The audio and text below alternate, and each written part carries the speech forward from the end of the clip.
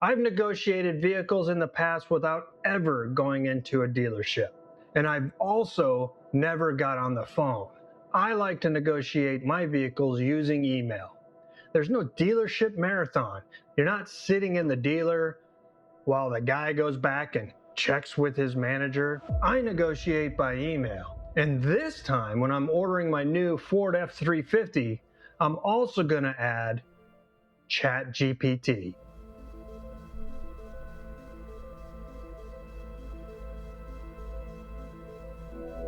Email is powerful. It creates the documentation, it removes pressure, it forces clarity, and it slows everything down. And when you're making a big decision like buying a car, slow is smooth and smooth is fast.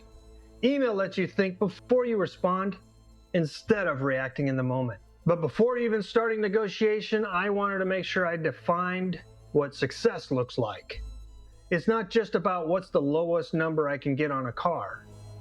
Success to me meant three things. First, a disciplined price. Second, a clean, documented process. And third, I wanted to find a dealer that I could trust for the long term. Because it wasn't just about buying this car, it was about the future warranty service I may need and even future purchases of vehicles.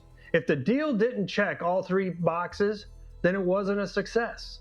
So periodically I would check in with AI to evaluate where we were relative to the end state. Now here's the real question. I've negotiated vehicles by email before, so why would I use ChatGPT? So the answer is pretty simple. First is scale, and second, objectivity. This wasn't a one conversation negotiation.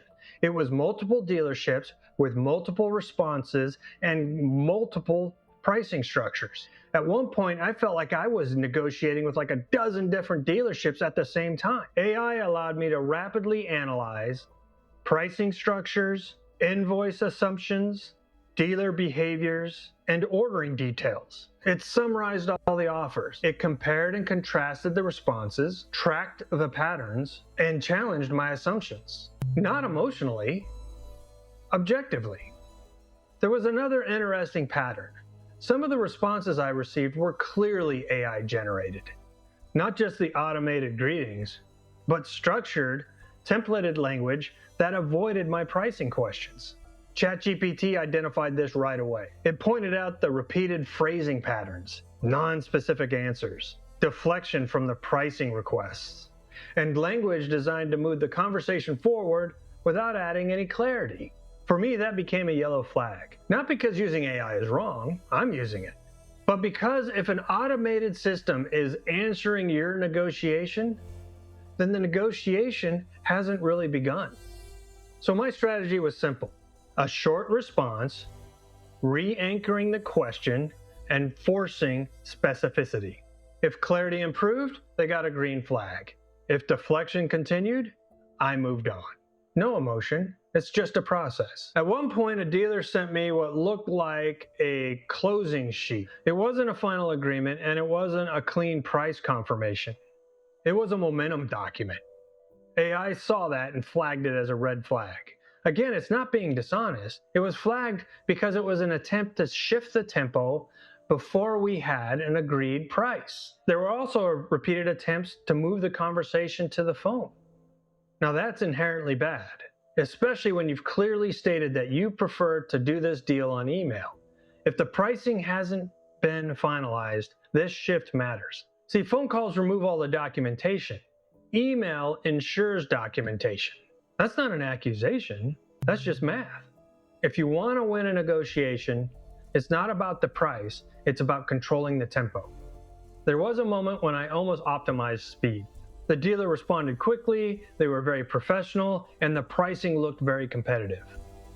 And they pushed me to move the conversation to the phone.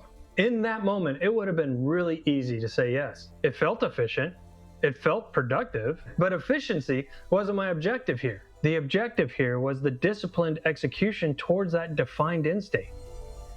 I went back and I checked it with AI and loaded up the conversation. AI immediately pointed something out. We had not finalized pricing yet. The numbers were not fully itemized. And most importantly, moving to the phone would remove the documentation. See, I'm in command of the process. I make the decision, but AI is my navigator. And the navigator reminded me, don't sacrifice my end state for convenience.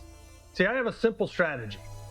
Define the mission, define success, negotiate in writing, track behavior, and never deviate from your end state. See, in the end, AI didn't do the negotiation for me. AI helped me stay aligned to the strategy that I had chosen. Now, if there's a specific part of this process that you'd like me to dive deeper on, like the email template, the tracking system, the red flag framework, or even the actual AI prompts I used in ChatGPT, drop it in the comments. If I get enough interest, I'll put a video together for you guys. Because the real value here isn't coming up with a system to buy a truck. It's developing a repeatable process that you can use in any situation. And that's the difference.